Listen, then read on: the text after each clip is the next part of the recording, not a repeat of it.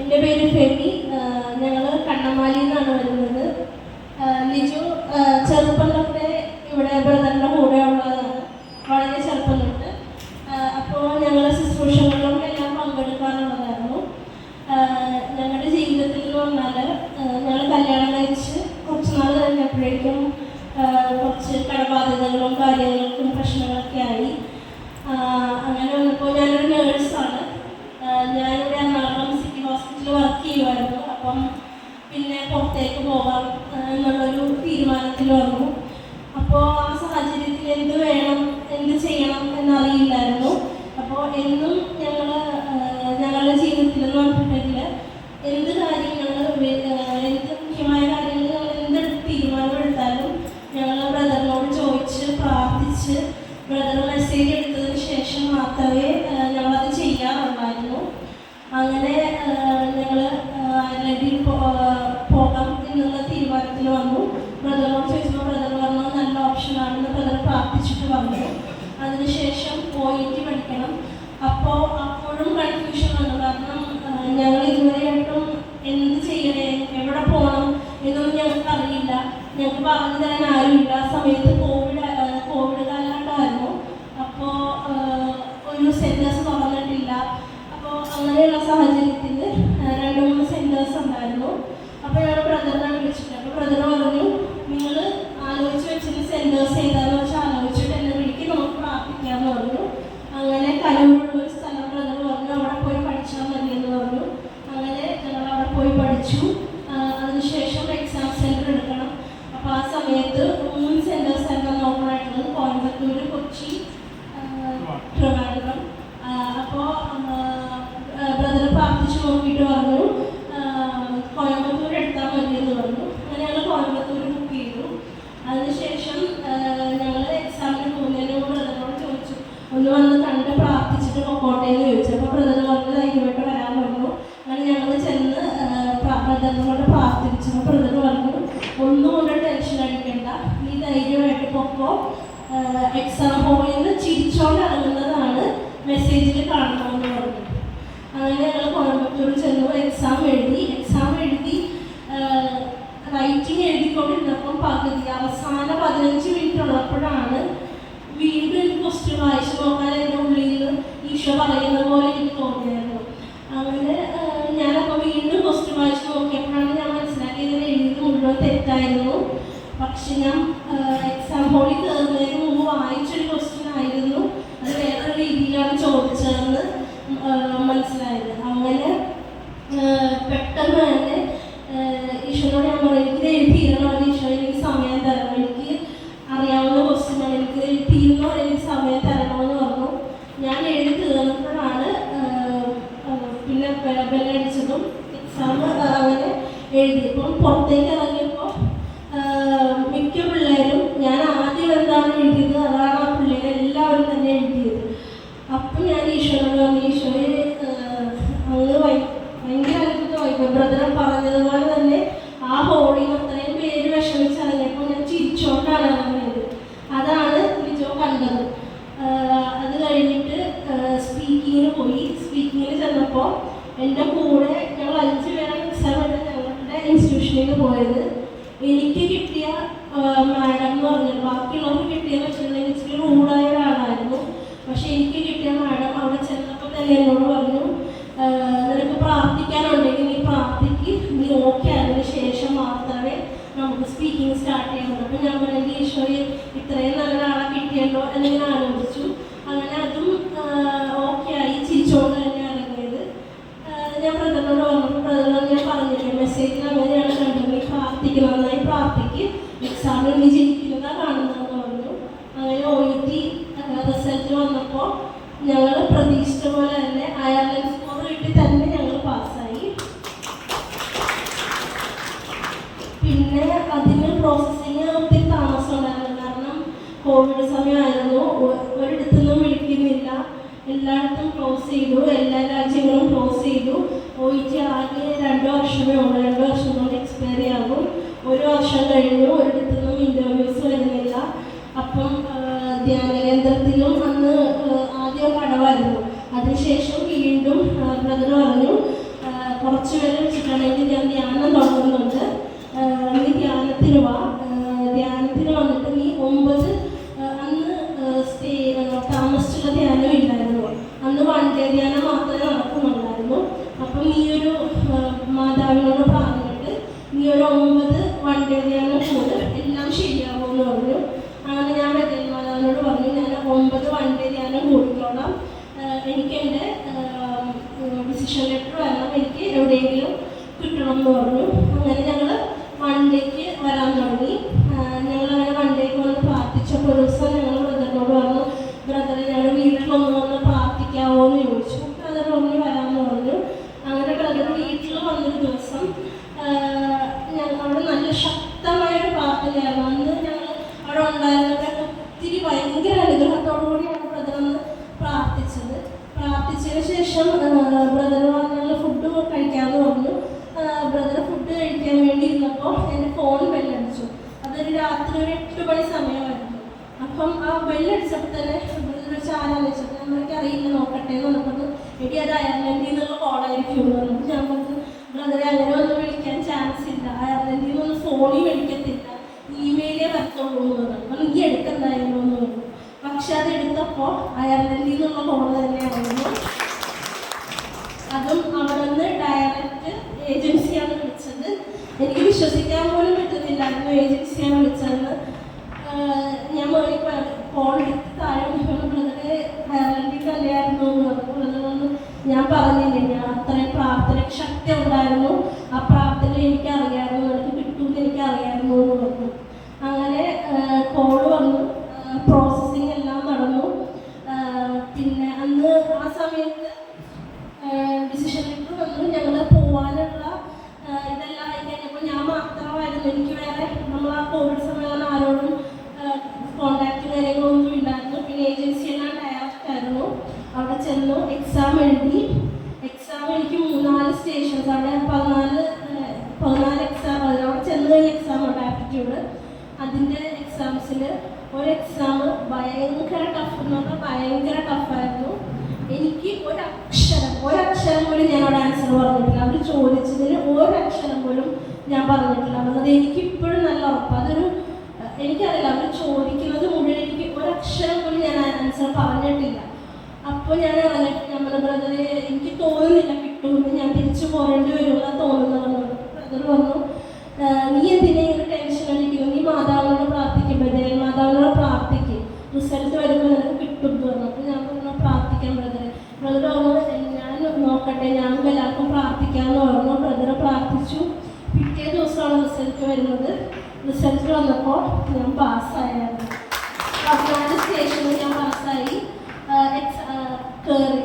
ജോലിക്ക് കയറാമെന്ന് പറഞ്ഞു. അപ്പം ഞങ്ങൾക്ക് ഓഫർ ലെറ്റർ വരുമ്പോഴൊന്നും ഏത് ഹോസ്പിറ്റലാണെന്നോ എന്താണെന്നോ ആ സമയത്തൊന്നും എഴുതിയിട്ടില്ലായിരുന്നു. ജസ്റ്റ് സ്ഥലം മാത്രമേ എഴുതിയിട്ടുണ്ടായിരുന്നു. അതിനുശേഷം അവിടെ ചെന്ന് മറ്റൊരു എക്സാം കഴിഞ്ഞ് ഞാൻ ജോലി ചെയ്യുന്ന സ്ഥലത്ത് എത്താറായപ്പോഴാണ് അവർ ലെറ്റർ വരുന്നത്.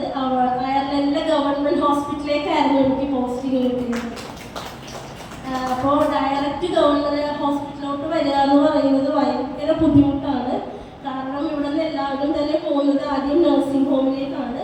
നഴ്സിംഗ് ഹോമിൽ നിന്ന് അവിടെ ചെന്നിട്ടാണ് എല്ലാവരും ഡയറക്റ്റ് ഗവൺമെൻറ് ഹോസ്പിറ്റലിലോട്ട് കയറുന്നത്. പക്ഷേ മാതാവിൻ്റെ അനുഗ്രഹം കൊണ്ട് ബ്രദറിൻ്റെ പ്രാർത്ഥന കൊണ്ട് എനിക്ക് ഡയറക്റ്റ് ഗവൺമെൻറ് ഹോസ്പിറ്റലിൽ തന്നെയാണ്, അവിടുത്തെ മെയിൻ യൂണിവേഴ്സിറ്റി ഹോസ്പിറ്റലിലാണ് എനിക്ക് ജോലി കിട്ടിയതും. അവിടുത്തെ ഏറ്റവും നല്ല സ്ഥലവും അവിടുത്തെ ഇൻചാർജുമാരാണെങ്കിലും അവരും മലയാളികളുമായിരുന്നു. എൻ്റെ 2 ഇൻചാർജുമാരും മലയാളികളാണ്. അത്രയും നല്ലൊരു ഹോസ്പിറ്റലാണ് എനിക്ക് കിട്ടിയത് വർക്ക് ചെയ്യാൻ. അങ്ങനെ മാതാവിൻ്റെ അനുഗ്രഹം ഉണ്ടായി. അതിനുശേഷമായിരുന്നു പിന്നെ ഇവരെ കൊണ്ടുപോകണമായിരുന്നു. ഞങ്ങൾക്കൊരു കുഞ്ഞുണ്ട്, നമുക്കന്ന് 3 വയസ്സേ ഉണ്ടായിരുന്നുള്ളൂ. പിന്നെ ലിജോനെ കൊണ്ടുപോകണമായിരുന്നു. അന്ന് അവിടെ എന്ന് പറഞ്ഞാൽ എനിക്ക് വീട് കിട്ടാൻ ഭയങ്കര ബുദ്ധിമുട്ടായിരുന്നു. അപ്പോൾ ഞാൻ ബ്രദറിനോട് ചോദിച്ചപ്പോൾ എനിക്കൊരു വീട് പോലും കിട്ടുന്നില്ല, എനിക്ക് ഇവിടെ കൊണ്ടുപോകാൻ പറ്റുന്നില്ല എന്ന് പറഞ്ഞു. അപ്പോൾ ലിജോ ഒന്നും ഇവിടെ വന്ന് പ്രാർത്ഥിക്കുന്നുണ്ടായിരുന്നു. അപ്പോൾ ബ്രദർ ലിജോനോട് പറഞ്ഞു, കഠിനമായി പ്രാർത്ഥിക്ക്, നീ ഇവിടെ വന്ന് ശുശ്രൂഷ ചെയ്യുമെന്ന് പറഞ്ഞു. അങ്ങനെ ലിജോ ഇവിടെ വന്ന് ശുശ്രൂഷ എല്ലാം ചെയ്ത് ഞാൻ അവിടെ നിന്നാണെങ്കിലും ഞാൻ പ്രാർത്ഥനയെല്ലാം കൂടി ബ്രദർ പറയുന്ന പ്രാർത്ഥനകൾ ചൊല്ലി എല്ലാം കഴിഞ്ഞ് ഞങ്ങൾ 12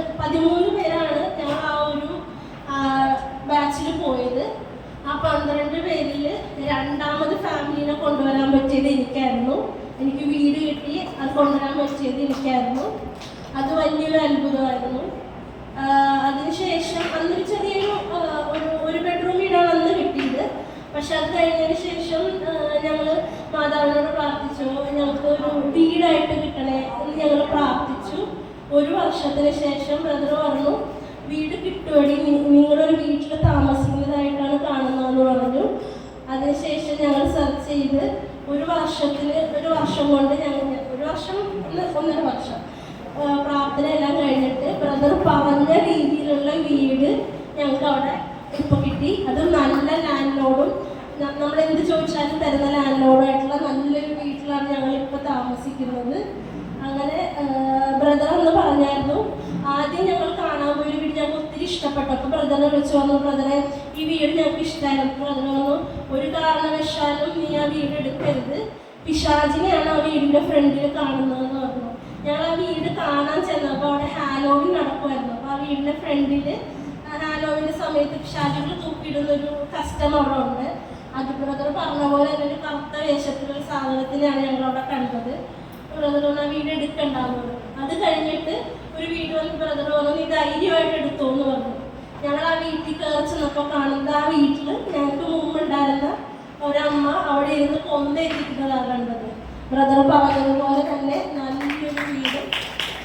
അങ്ങനെയാണ് ഞങ്ങൾ ആ ബ്രദർ മെസ്സേജിൽ എന്താണോ കണ്ടത് അതാണ് ഞങ്ങൾ ആ വീട് കാണാൻ ചെന്നപ്പോൾ ഞങ്ങൾക്ക് കിട്ടിയത്. അങ്ങനെ ഓരോ കാര്യങ്ങളും ഞങ്ങൾ ലൈഫിൽ എന്തെങ്കിലും ഒരു കാര്യം ഉണ്ടെങ്കിൽ ഉടനെ ഞങ്ങൾ ബ്രദറിനെ വിളിക്കും. ചില സമയത്തൊന്നും ബ്രദർ ഫോൺ എടുക്കില്ല, എന്നാലും ഞങ്ങളെ വിളിച്ചുകൊണ്ടിരിക്കും. അപ്പോൾ ബ്രദർ ഫോൺ എടുക്കും. ബ്രദറിന് അറിയാം ഞങ്ങൾ എന്തെങ്കിലും ഒരു കാര്യം ഉണ്ടെങ്കിൽ ബ്രദറിനോട് ചോദിക്കാതെ ഒരു കാര്യം ചെയ്യും. ഈവൻ ഒരു കാർ എടുക്കണമെങ്കിൽ പോലും ബ്രദറിനോട് ചോദിച്ച് അനുവാദം ചോദിച്ച് ബ്രദർ പറയുന്നതേ ഞങ്ങൾ അവിടെയെന്നല്ല എപ്പോഴും. ഇപ്പം എനിക്ക് ബ്രദറിന് അറിയാവുന്നത് കല്യാണം കഴിഞ്ഞ ശേഷമാണ്. പക്ഷെ ആ സമയം തൊട്ട് എന്ത് കാര്യം ഉണ്ടെങ്കിലും ബ്രദറിനോട് ചോദിച്ച് ഞങ്ങൾ പ്രാർത്ഥിച്ച് മെസ്സേജ് എടുത്ത് ബദേൽ മാതാവിനോട് പ്രാർത്ഥിച്ചതിന് ശേഷം എന്ത് കാര്യം ചെയ്താലും അത് മാതാവ് നടത്തി തരാറുണ്ട്. അതുപോലെ തന്നെ പിന്നെ ഇപ്പം ഞങ്ങൾ ലീവിന് വന്നതെന്ന് വെച്ചാൽ എമർജൻസി ലീവിനാണ് ഞങ്ങൾ ഇങ്ങോട്ട് നാട്ടിലേക്ക് വരേണ്ടി വന്നത്. ലിജോൻ്റെ അമ്മയ്ക്ക് ശ്വാസം മുട്ട് കൂടി മെഡിക്കൽ ട്രസ്റ്റിൽ ഒരു ദിവസം രാവിലെ ഞങ്ങൾ വിളിച്ചപ്പോൾ വെന്റിലേറ്ററിലാണെന്ന് പറഞ്ഞു. എന്താണ് ഇതെന്നൊന്നും അറിയത്തില്ലായിരുന്നു. ഞങ്ങൾക്ക് ആ സമയത്ത് ഡോക്ടർ പറയുന്നത് പോലെ മനസ്സിലാവുന്നില്ലായിരുന്നു. പെട്ടെന്ന് ഞങ്ങൾ രാവിലെ കണ്ടുകൊണ്ടിരുന്നപ്പോൾ ഫുഡ് കഴിച്ചുകൊണ്ടിരുന്നതാണ്. കുറച്ച് കഴിഞ്ഞപ്പോൾ ഡോക്ടറാണ് ഞങ്ങൾ സംസാരിച്ചിട്ടുള്ളത്, വെന്റിലേറ്ററിലാണ്, 10% ചാൻസേ ഉള്ളൂ രക്ഷപ്പെടാൻ, നിങ്ങൾക്ക് വരാമെന്നുള്ളൂ, നിങ്ങൾ വന്നേ പറ്റുള്ളൂ, വന്നാൽ ഞങ്ങൾക്ക് ഉറപ്പൊന്നും തരാൻ പറ്റില്ല എന്നാണ് ഡോക്ടർ അന്ന് ഞങ്ങളോട് പറഞ്ഞത്. ഞങ്ങൾക്ക് ആ സമയത്ത് ഇത് ചെയ്യണമെന്നറിയില്ല. ഞങ്ങൾ അപ്പം തന്നെ ബ്രദറിനെ വിളിച്ചു. ബ്രദർ പറഞ്ഞു, നിങ്ങളെനിക്കൊരു 10 മിനിറ്റ് സമയമുണ്ട്, ഞാനൊന്ന് പ്രാർത്ഥിച്ച് നോക്കട്ടെ എന്ന് പറഞ്ഞു. അങ്ങനെ അവിടെ നിന്ന് പോരാനും ബുദ്ധിമുട്ടുണ്ടായിരുന്നു, ടിക്കറ്റ് എടുക്കാൻ പറ്റുന്നില്ല, അങ്ങനത്തെ പ്രശ്നങ്ങളൊക്കെ ഉണ്ടായിരുന്നു. അതെല്ലാം കഴിഞ്ഞ് 10 മിനിറ്റ് കഴിഞ്ഞപ്പോൾ ബ്രദർ തിരിച്ച് പ്രാർത്ഥിച്ചിട്ട് തിരിച്ചു വെച്ചിട്ട് വന്നു. മക്കളെ നിങ്ങൾ ധൈര്യമായിട്ട് പോയോ എന്നപ്പോൾ അമ്മ എഴുന്നേറ്റ് ഇരിക്കുന്നതാണ് ഞാൻ കാണുന്നത്, എഴുന്നേറ്റ് നടക്കുന്നത് ഞാൻ കാണുന്നത്, നിങ്ങൾ ധൈര്യമായിട്ട് പോരെന്ന് പറഞ്ഞു. നിങ്ങളിവിടെ വരുന്ന സമയത്ത് ഒരു പ്രശ്നം ഉണ്ടാവില്ല. അപ്പോൾ ഞങ്ങൾ പറഞ്ഞു, ഡോക്ടർ പറഞ്ഞത് ഇങ്ങനെയൊക്കെയാണെന്ന് പറഞ്ഞു, ഒരു പ്രശ്നം ഉണ്ടാവില്ല, അമ്മ എഴുന്നേറ്റ് ഇരിക്കുന്നതാണ് ഞാൻ കാണുന്നത്, നിങ്ങൾ ധൈര്യമായിട്ട് അവിടെ നിന്ന് പോരെന്ന് പറഞ്ഞു. അതുപോലെ തന്നെ 2 ദിവസം എടുത്തു ഞങ്ങളിവിടെ എത്താൻ. 2 ദിവസം നമ്മൾ കണ്ണ് തുറന്നില്ലായിരുന്നു. ഞങ്ങൾ ഹോസ്പിറ്റലിൽ വന്നതിന് ശേഷം ഞങ്ങളുടെ കുഞ്ഞിനെ കണ്ടപ്പോഴാണ് അമ്മ ആദ്യമായിട്ട് കണ്ണ് തുറന്നത്. കണ്ണ് തുറന്ന് അമ്മ കൈ നീട്ടി, കൊച്ചിനെ എടുക്കാൻ വേണ്ടി കൈ നീട്ടിയത് ഞങ്ങൾക്ക് വലിയൊരു അത്ഭുതം തന്നെയായിരുന്നു ആ സമയത്ത്. അപ്പോൾ ബ്രദർ പറഞ്ഞതുപോലെ തന്നെ അതിനുശേഷം അമ്മയ്ക്കൊരു സർജറി ഉണ്ടായിരുന്നു, കഴുത്തിൻ്റെ ട്രക്കിയോസ്റ്റമി ഉണ്ടായിരുന്നു. അത് ചെയ്യുന്ന സമയത്തും ലങ്സിൽ എയർ കെട്ടി. അപ്പോൾ അവർ പറഞ്ഞു ചാൻസ് കുറവാണ്, ലങ്സിൽ എയർ കെട്ടി വെന്റിലേറ്ററിലും കൂടെ ആയതുകൊണ്ട് ചാൻസ് കുറവാണെന്ന് പറഞ്ഞു. അപ്പോൾ തന്നെ ഞങ്ങൾ വീണ്ടും ബ്രദറിനെ വിളിച്ചു. ബ്രദറിനെ വിളിച്ചപ്പോൾ ബ്രദർ പറഞ്ഞു, നീ സമയം എന്നാൽ നമുക്ക് പ്രാർത്ഥിക്കാം, ഞാൻ ഗ്രൂപ്പിലൊക്കെ മെസ്സേജ് ഇടാം, അവരും നമുക്ക് വേണ്ടി പ്രാർത്ഥിക്കുമെന്ന് പറഞ്ഞു. അങ്ങനെ ബ്രദർ നമ്മുടെ ബദേൽ ഗ്രൂപ്പിൽ പ്രാർത്ഥനാഭ്യർത്ഥന ഇട്ടിട്ടുണ്ടായിരുന്നു. അതുപോലെ ബ്രദർ പ്രാർത്ഥിച്ചത് കഴിഞ്ഞ് ബ്രദർ മെസ്സേജ് നോക്കിയിട്ട് പറഞ്ഞു, എടാ ഞാൻ അന്ന് എന്താണോ കണ്ടത് അത് തന്നെയാണ് ഇപ്പോഴും കാണുന്നത്. അമ്മ എഴുന്നേറ്റിരിക്കുന്നുണ്ട്, അമ്മ നടക്കുന്നതാണ് കാണുന്നതെന്ന് പറഞ്ഞു.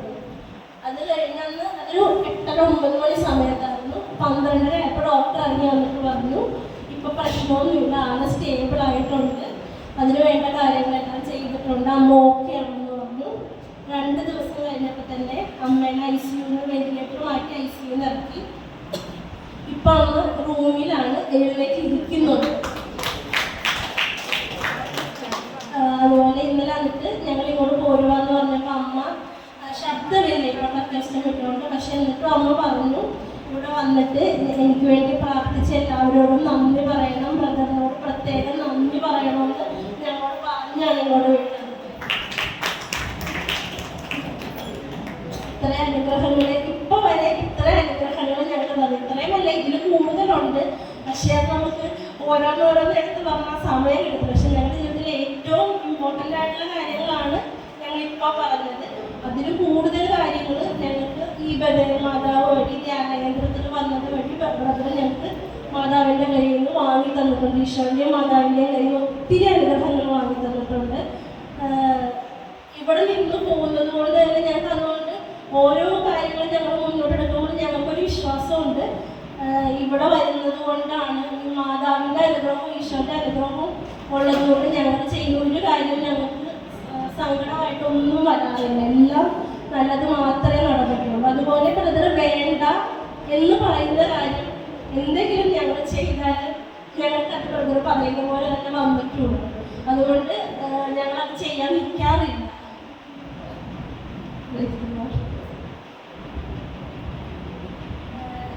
അമ്മയ്ക്ക് വേണ്ടി ഒന്ന് പ്രാർത്ഥിക്കണം. ഞങ്ങൾക്ക് അമ്മ ഒന്ന് ഡിസ്ചാർജ് ആവാൻ വേണ്ടി, ഇപ്പോൾ കഫമൊക്കെ ഉണ്ട്, ഡിസ്ചാർജ് ആകാൻ വേണ്ടി എല്ലാവരും പ്രത്യേകം ഒന്ന് പ്രാർത്ഥിക്കണം.